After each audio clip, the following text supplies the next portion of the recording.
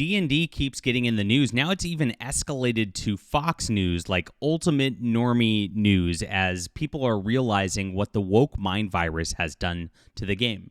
Now, they actually interviewed one of the original D&D creators in this article, which is pretty cool, and he destroyed the entire woke agenda in Dungeons & Dragons with just one quick phrase.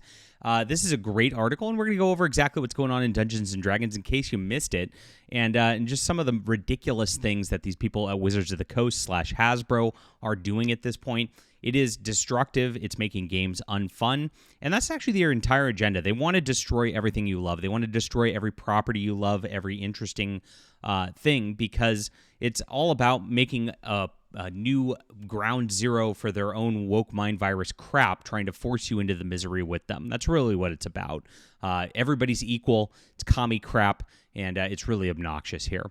So we're pushing back against that. Please hit the like and subscribe button as we talk about all things in culture, especially with D&D and fantasy settings, my friends.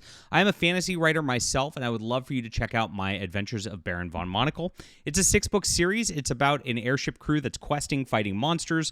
Of course, a war erupts in book 3 that's pretty crazy, and it just escalates from there as it just keeps getting better every single book. So check it out. Grab the entire series. It's on Amazon. It's on ebook, print, and audio, and I think you'll really enjoy it, especially as this book picks up and the series goes on.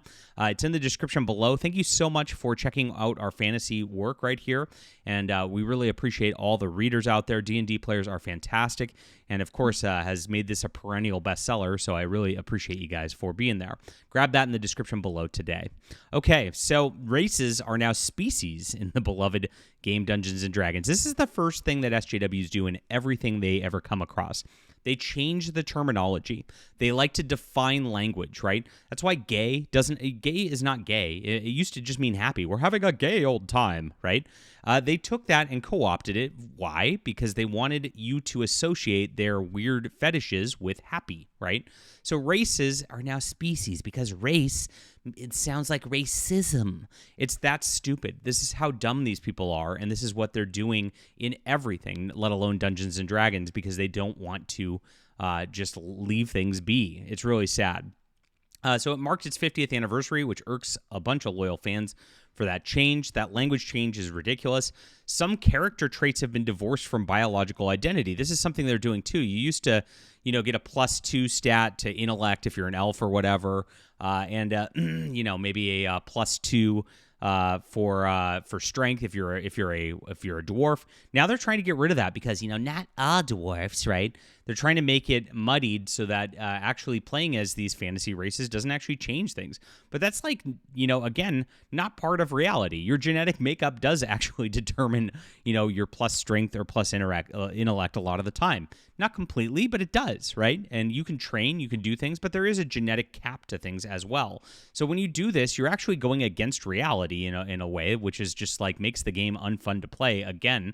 And why would you play an elf or a dwarf or whatever if it's not any different from playing a human? You're a human at that point, just a short one, I guess, or with weird pointy ears, and that's it. A mountain dwarf is no longer inherently brawny and durable. High elf no longer intelligent, dexterous by definition, a report in the New York Times explains. Very sad. This is just a destruction of the game.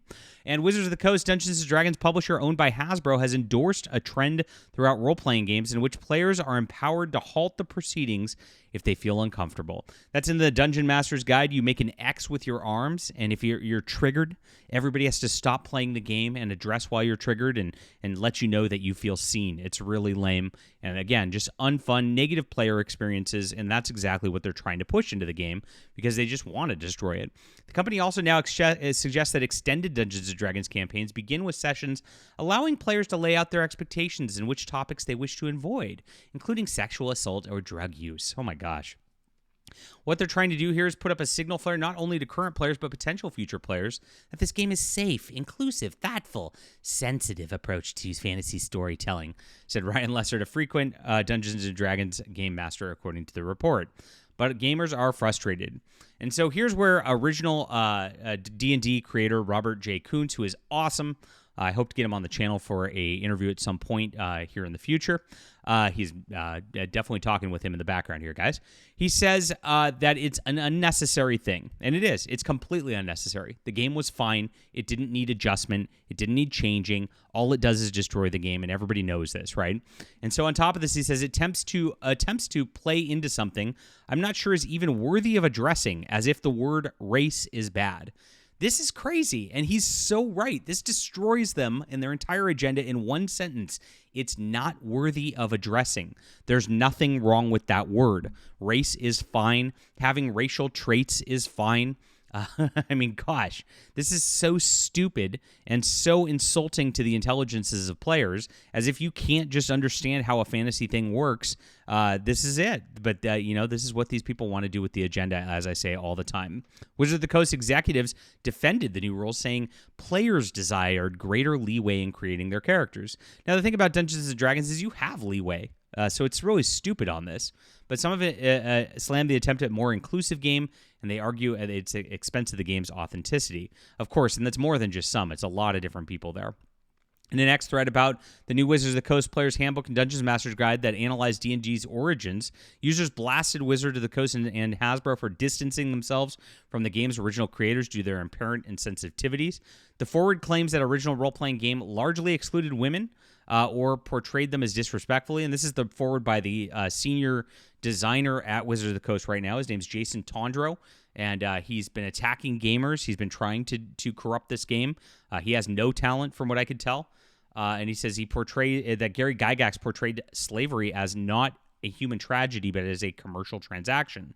Wizards of the Woke, one user said, and this caused Elon Musk to get in on this. Now, Kyle Mann, who runs the Babylon Bee, of course, talked about this, and of course, the X situation. And of course, Grum's Mark Kern brought this to a lot of people's attention as well. But now it's actually hitting the mainstream with Fox News. So here's the deal. What's happened over the last couple of decades as Wizards of the Coast Hasbro has just destroyed Dungeons & Dragons is normal people are being pushed out of the game. They actually said so. One of their designers, who actually is gone now, actually went on a podcast a couple years back saying that he wanted people who look like him out of the hobby. What he meant was white males, straight white males in particular.